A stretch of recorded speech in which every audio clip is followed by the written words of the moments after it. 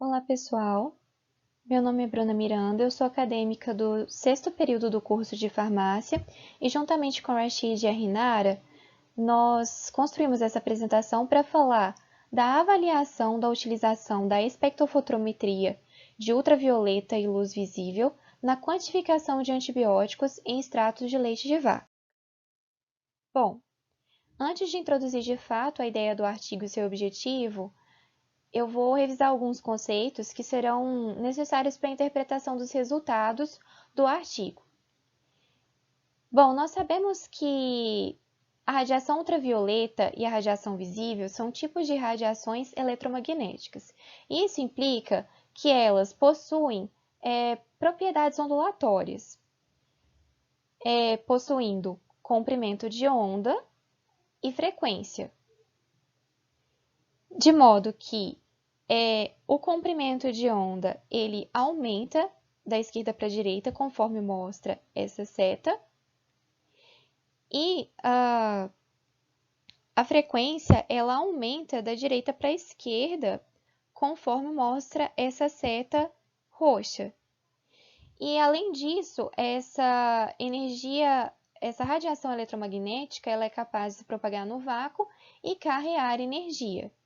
De modo que nós temos uma relação proporcional entre energia e frequência. Quanto maior a frequência de uma radiação, maior a energia que ela é capaz de carrear, e uma relação inversamente proporcional dessas duas grandezas em relação ao comprimento de onda. Então, comparando a radiação ultravioleta e visível com infravermelho, nós temos que a radiação visível e ultravioleta possuem comprimentos de onda menor e, consequentemente, uma frequência maior e é capaz de carregar uma energia maior. Então, portanto, quando elas interagem com o sistema amostral, elas são capazes de provocar transições eletrônicas, que é uma modificação mais profunda que vibrações moleculares provocadas pelo infravermelho. Diante desse conhecimento e de que a matéria ela possui a capacidade de absorver energia, nós temos que a radiação ultravioleta e da luz visível, elas podem ser usadas para fins qualitativos, que é o que a gente já estudou na aula durante esse curso de análises orgânicas até aqui, e o foco do nosso trabalho, que vai apresentar a utilização da radiação ultravioleta e visível para quantificação, para fins quantitativos, o que vai passar por fundamentos da lei de Lambert-Beer. As leis de Lambert-Beer, elas também são conhecidas como leis da fotometria.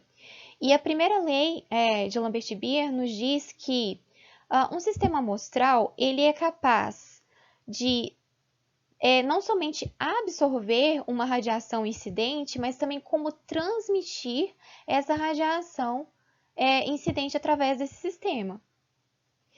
Então, aqui nós temos a radiação ultravioleta e visível.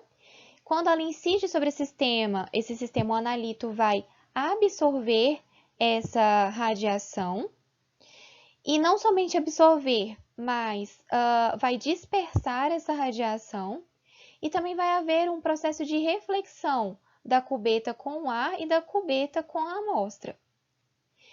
Então, essas interações vai causar uma diminuição da radiação incidida, que ela é principalmente afetada pela absorção, pois a dispersão ela é eliminada pelo branco da amostra e a reflexão é eliminada quando nós utilizamos a mesma cubeta.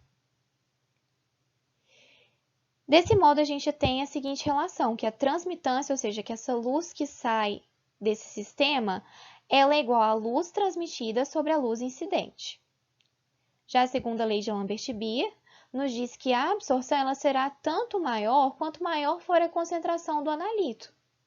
De modo que nós podemos construir a seguinte relação, de proporcionalidade da absorbância com C, que é a concentração, visto que B é o caminho óptico e ele também pode ser eliminado com o uso da mesma cubeta e que a absortividade molar ela é intrínseca de cada substância, então, portanto, como nós estamos comparando aqui, como nós vamos comparar a substância com o seu padrão, nós não estamos comparando substâncias diferentes, nós temos que a absortividade molar ela não vai interferir.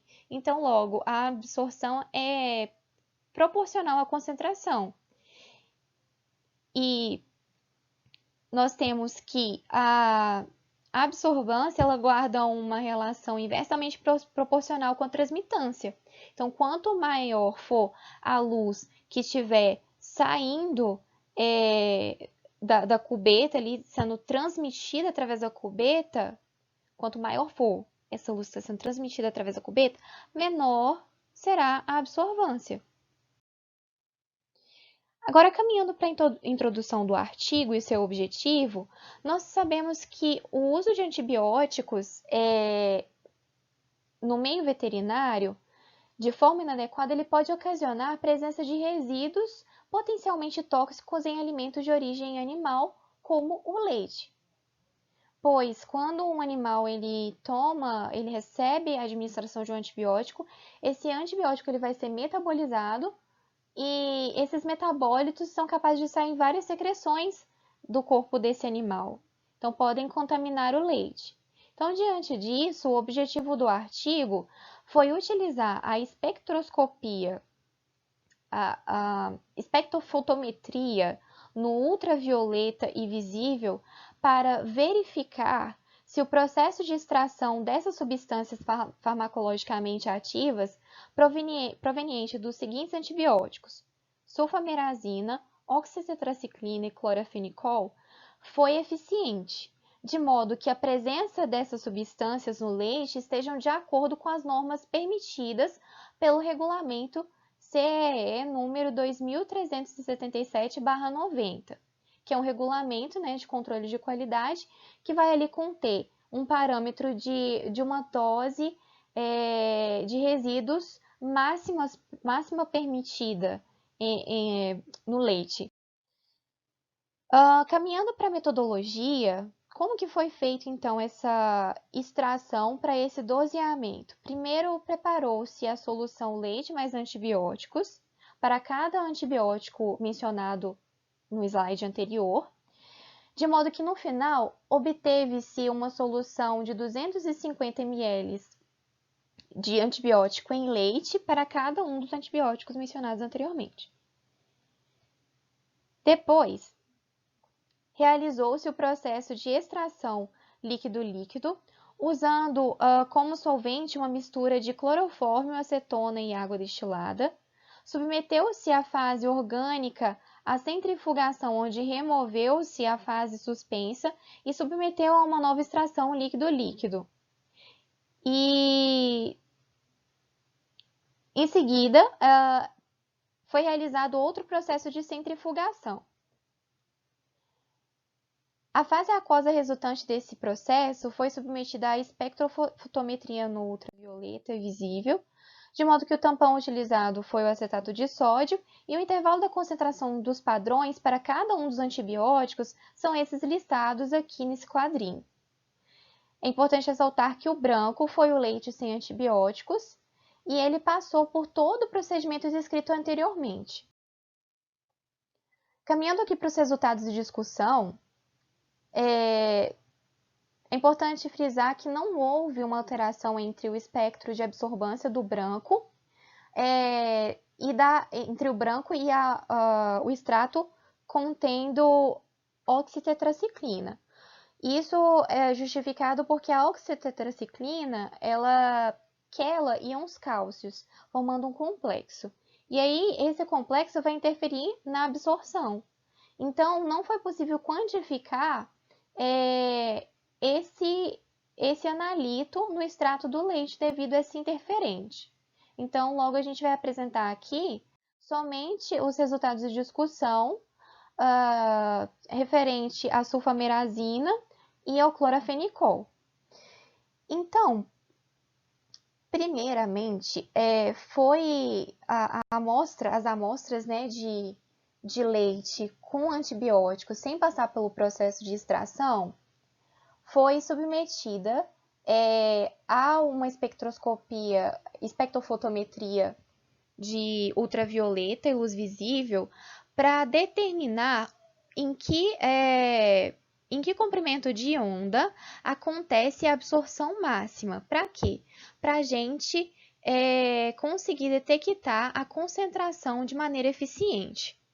Então, nós temos aqui que para a sulfamerazina, aqui ó, acontece o comprimento de onda em que acontece a absorvância máxima, e ele foi em 271 nanômetros.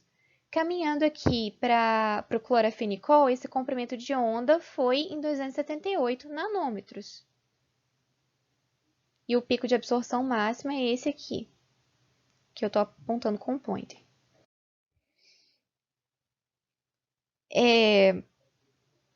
Após ter se determinado, né, em qual comprimento de onda acontece a absorção máxima, foi possível, através da relação proporcional de absorvância com concentração, determinar a concentração desses antibióticos nos extratos de leite de vaca.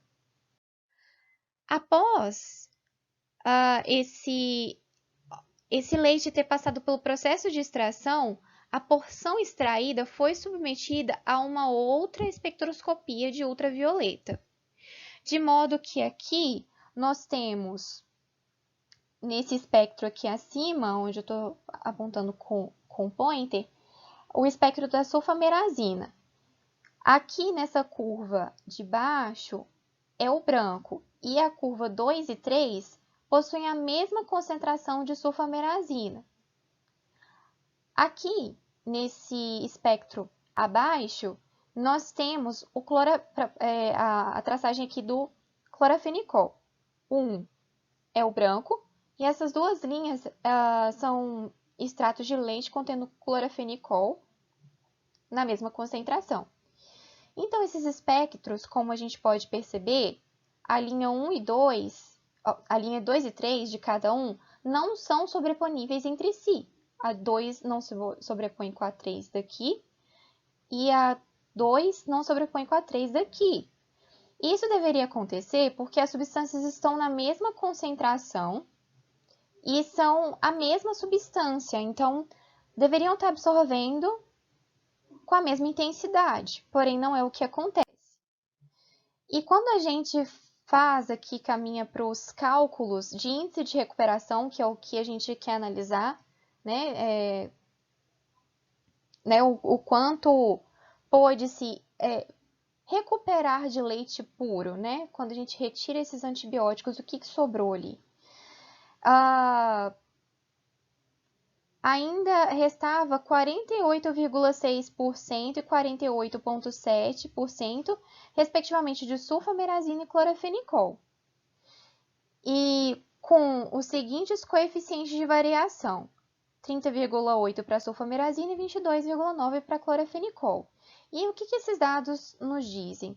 O índice menor, o índice de recuperação menor que 50% e a concentração e o coeficiente de variação menor que 25%, aliado a um período de análise longo, que foi o caso deste procedimento, significa que a técnica utilizada não é adequada para monitorar resíduos no leite.